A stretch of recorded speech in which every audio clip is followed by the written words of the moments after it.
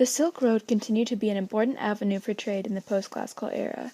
On it, they traded luxury items like porcelain and silk from Chang'an to Constantinople and developed advanced caravansaries along the way. In the Indian Ocean, trade developed and became a major defining point of the period. It facilitated the exchange of many goods, such as cotton and silk textiles from India, gold and salt provided from East Africa, and spices, vanilla, and rice from Malacca and Srivijaya in Southeast Asia. Another important part of trade was the Venetian and Ottomans. They traded despite differences in religion and ethnicity, and led to major art hubs in Rome.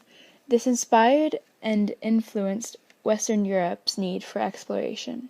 Finally, in trans-Saharan trade, they traded gold and salt throughout the Saharan and up to Southwest Asia using camels.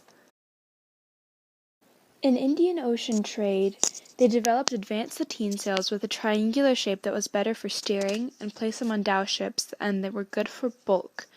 They also developed a compass and gained information on the monsoon patterns defining the ocean.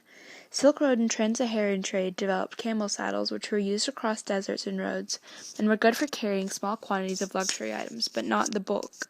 In Central America, the Inca developed terrace farming to work with the mountains they lived on, and Aztecs developed chinampas, or floating islands, to plant crops on that were well irrigated.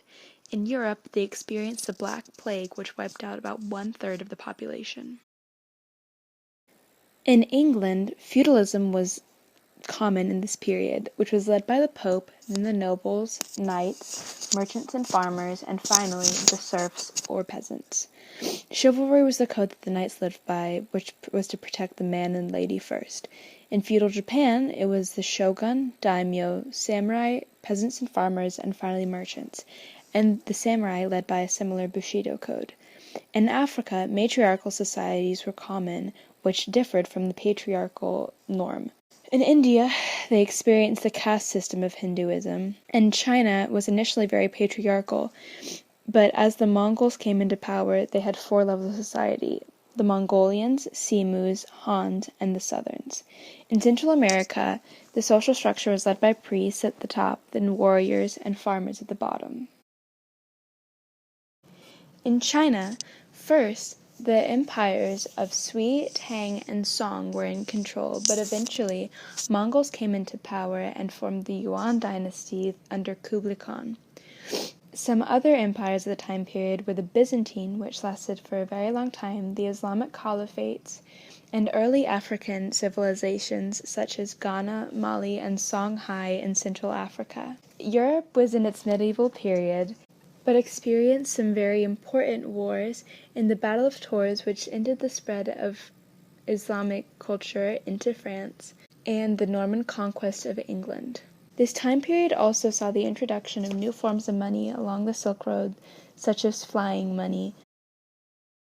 Buddhism experienced spread and growth through Indian Ocean trade, which can be seen in Southeast Asia with the Borobudur and Angkor Wat temples.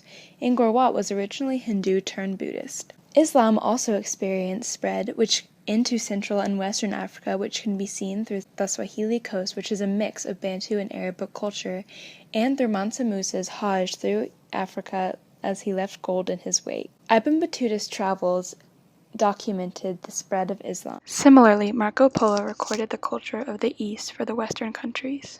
Christianity also experienced the First Great Schism in 1054, and near the end of the time period experienced the First Crusades.